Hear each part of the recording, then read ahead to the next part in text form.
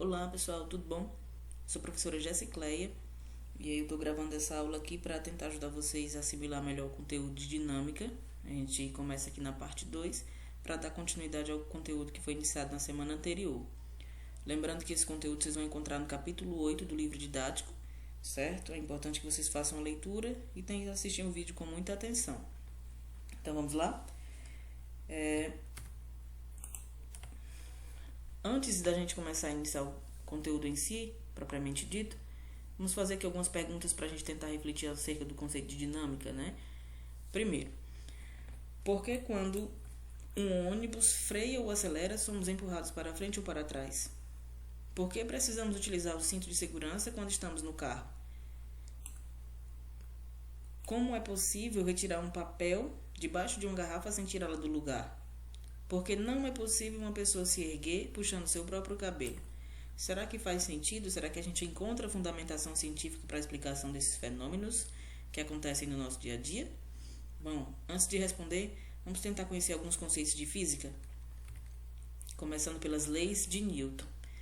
São leis que determinam a ação das forças e influenciam no estado de movimento dos corpos. Eu queria que vocês tentassem lembrar sempre desses conceitos aqui, dessas palavras, que a gente vai tentar utilizar ela muitas vezes sobre as leis de Newton. Força, movimento, corpos, certo? E aí, quem foi Isaac Newton? Isaac Newton foi um grande contribuinte para os fundamentos de física, matemática, dentre outras ciências, né? Teve grandes contribuições. Entre as mais importantes, né? Como já destacado aqui, física e matemática, a gente destaca também algumas áreas como filosofia, astronomia, astrologia, alquimia e outras. E dentre as contribuições dele, nós tivemos aqui, destacamos 4 aqui das mais importantes. Entre elas, o desenvolvimento da lei da gravitação universal, os fenômenos ópticos, né, que estudam aí os conteúdos, as teorias sobre as cores dos corpos, e também o binômio de Newton, uma grande contribuição na área da matemática e da física também, e o estudo das leis dos movimentos, que é o que nós vamos começar a estudar a partir de agora. O que é força? É qualquer agente capaz de produzir num corpo uma aceleração ou uma deformação, ou seja, uma mudança, né, através dos conceitos relacionados à velocidade, aceleração, massa. E aí, quais são essas leis da dinâmica, né? Quais são essas leis de Newton? A gente vai estudar 2 hoje, tá bom? Primeira, que é a lei de Newton, a lei da inércia, primeira lei, e a segunda, que é o princípio fundamental da dinâmica. O que significa dizer a lei da inércia? O que ela diz pra gente, né? Qual o princípio de Isaac Newton em relação a essa lei? Ele diz que todo o corpo continua em seu estado de repouso ou de movimento uniforme, em uma linha reta, a menos que ele seja forçado a mudar aquele estado por forças imprimidas sobre ele. É importante vocês tomarem cuidado com o conceito de repouso, porque não significa dizer que está parado, certo? E sim que permanece a uma velocidade constante. Nós tivemos alguns dos 2 maiores cientistas também da história, né, que também fizeram referência a essa primeira lei de Newton. Aristóteles dizia que o movimento de um corpo não é um estado natural. Para que esse movimento ocorra, é necessária sempre a ação de uma força. E Galileu diz que a lei da inércia consiste na tendência natural que os corpos possuem em manter sua velocidade constante. Ou seja, não basta estar parado, é necessário que a velocidade seja constante. O que é a inércia em si, né? É a tendência natural que os corpos possuem em manter sua velocidade constante, ou seja, manter o seu estado de equilíbrio, de repouso ou movimento retilíneo uniforme. Tem uma grandeza que a gente estudou na aula passada, né, daquelas grandezas lá fundamentais do Sistema Internacional de Unidades, que é muito importante para a gente conseguir compreender o princípio da inércia. E essa grandeza a gente chama ela de massa. Gostaria de destacar para vocês que a massa, ela se trata de uma grandeza escalar. Aí a gente tem aqui 2 tirinhas que tentam traduzir também o conceito da lei da inércia. Vamos tentar ler aqui, né? Às vezes não percebemos que estamos em movimento. porque quando o movimento é uniforme, não podemos senti-lo ou distingui-lo do estado de repouso. Não mandei você se movimentar um pouco hoje? E ele responde: obviamente, John não está levando em conta a rotação da Terra. Esse estado de repouso sempre vai depender de um referencial que a gente vai ver daqui a pouco. Newton disse que um corpo permanece em repouso se não houver nada que possa tirá-lo deste estado, ou seja, alguma interação com qualquer outro corpo. Quando ele é provocado, chamado de preguiçoso, ele sempre tem uma resposta fundamentada na lei de Newton, né? Na primeira lei de Newton. Vamos lá, vamos ler aqui para a gente tentar entender.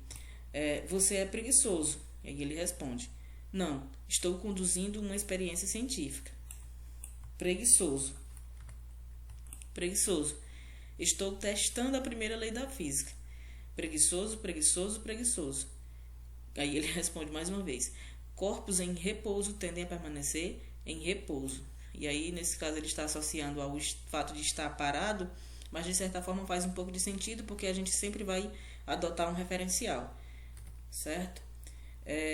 Essas duas figuras aqui ilustram exatamente a diferença entre estar em repouso, dependendo do referencial adotado, né? As pessoas que estão dentro desse veículo podem estar ao mesmo tempo em repouso e em movimento, a depender do referencial adotado. Daqui a pouco nós vamos entender o que se trata esse referencial. E esse outro exemplo aqui também semelhante. E aí a gente vai tentar responder agora aquela pergunta que a gente fez lá no início sobre a questão da importância do cinto de segurança. No choque frontal, os ocupantes de um carro, por causa da inércia, tendem a continuar em movimento em relação à pista e podem eventualmente se chocar contra o para-brisa, o volante. O cinto de segurança tem a finalidade de, nessas situações, aplicar força ao corpo do passageiro, diminuindo a velocidade. Ou seja, essa é a importância do cinto de segurança.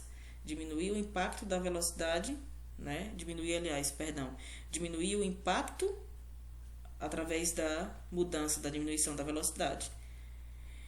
Como eu falei para vocês em relação aos referenciais inerciais, eu vou tentar explicar aqui resumidamente o que está dentro dessas tirinhas, desses balões aqui, né? E o que diz, em resumo, o conceito da primeira lei de Newton, que é a lei da inércia. Para isso, vamos tentar imaginar aqui essa seguinte situação. A gente tem um veículo, uma mesa dentro do veículo, um objeto em cima da mesa e uma pessoa dentro do transporte. E aqui nós temos uma velocidade constante.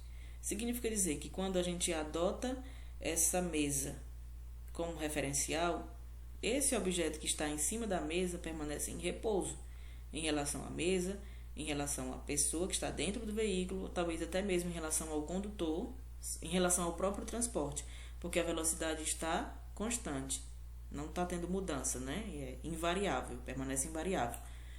Mas, quando a gente compara com uma pessoa que esteja fora do veículo, né, no qual a velocidade está sendo alterada, então significa dizer que com esse referencial aqui fora do veículo, esse objeto não permanece mais em repouso em relação à pessoa que está fora, em relação às ruas, às avenidas, os outros veículos.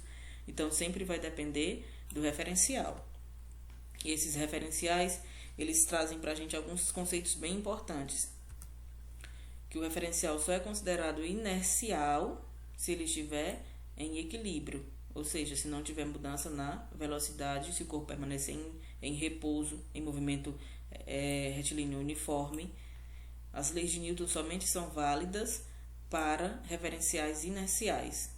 E em último caso, quando os movimentos tiverem grande duração e se exigir precisão, a gente sempre vai adotar o referencial estelar, que significa dizer que as estrelas, né, as posições permanecem invariáveis, ou seja, elas são fixas no céu. Significa dizer que não tem mudança, não tem alteração. Esse termo invariável, o termo fixo, quer dizer justamente isso. Não há mudança na velocidade. Então, vamos aqui para a segunda lei de Newton, né? Princípio fundamental da dinâmica. O que é que diz essa segunda lei de Newton? Ela diz exatamente o que está sendo traduzido nessa fórmula aqui, que a força é igual a massa vezes a aceleração. Importante a gente destacar essa seta aqui, porque ela nos traz uma informação extremamente importante. Significa dizer que essas grandezas tratam-se de grandezas vetoriais, ou seja, que são dotadas de sentido e direção. E aí essa fórmula, o que ela quer dizer para a gente? Ela quer dizer que a força de um N aplicada em um corpo de 1 kg provoca aceleração de 1 metro por segundo ao quadrado. Ou seja, quando a gente tem um corpo de massa de 1 kg e é aplicada uma força de 1 N sobre ele, ele vai produzir ou provocar uma aceleração de 1 metro por segundo ao quadrado. Essa força, né, pode ser também chamada de força-peso, que a gente tem aqui a tradução da fórmula, ela tem esse objetivo aqui, com relação à aceleração da gravidade. Todos estamos presos ao chão, por causa da existência de uma força de atração, que é essa força-peso, do campo gravitacional da Terra que nos puxa na vertical para baixo com aceleração gravitacional. Sempre nesse sentido, sempre da vertical para baixo, certo? E aí, essa força, que a gente pode representar por essa fórmula aqui, a gente chama de força-peso. E essa força-peso, ela tem exatamente a mesma fórmula que a gente viu anteriormente, né? Força é igual, força-peso é igual a massa vezes a aceleração da gravidade, representado pela letra G, onde P é a força-peso, massa do corpo, G, aceleração da gravidade, e na Terra a gente considera que a gravidade ela tem um valor aproximadamente de 9,81 metros por segundo ao quadrado. Aqui nós temos várias representações da força-peso, e aí vocês observam que o objeto aqui está sendo visto de maneiras e formas diferentes, variadas, mas que a força-peso, observem, em todos os casos, elas estão sempre no mesmo sentido e sempre na mesma direção. A força-peso é sempre vertical para baixo em relação à Terra. E aí vamos exercitar para ver se a gente conseguiu compreender melhor o conteúdo. Nós temos aqui um exemplo para tentar resolver com vocês. Um balão de ar quente de massa desprezível é capaz de levantar uma carga de 100 kg, mantendo durante a subida uma velocidade de 5 metros por segundo. Considerando a aceleração da gravidade igual a 10 metros por segundo ao quadrado, a força que a gravidade exerce, peso, em newtons é. Então, eu quero calcular a força, peso.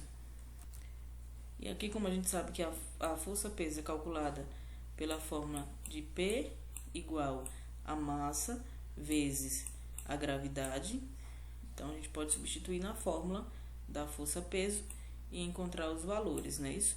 Para isso a gente precisa do valor da massa, é simples, nós sabemos que a massa é esse 100 por causa da unidade quilograma, então significa dizer que a massa aqui é 100. Significa dizer que a massa é 100, tentar fazer aqui, vezes da fórmula, 100 vezes a gravidade. Para isso a gente precisa do valor da gravidade e aqui a gente tem duas maneiras de saber, né? A questão está dizendo, considerando a aceleração da gravidade igual a 10 metros por segundo ao quadrado e outra pela unidade, que é metros por segundo ao quadrado. Esse outro valor aqui é o valor da velocidade. Sabemos porque a questão também está dizendo e sabemos porque a unidade é metros por segundo, portanto vai se tratar da velocidade. Agora que a gente sabe qual é o valor da aceleração da gravidade, que é 10, a gente pode substituir na fórmula também e fazer o cálculo, certo? Portanto, a nossa força-peso, que é calculada pela massa vezes a gravidade, 100 vezes 10, a nossa força-peso, nesse caso, é igual a 1000. E aí, como ela pede para a gente dar o resultado em Newton, então significa dizer que nós vamos representar com a letra N, tá bom?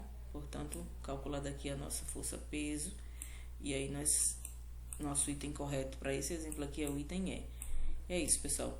Espero que vocês tenham entendido, que isso possa ajudar vocês a compreender melhor o conteúdo, e até a próxima aula.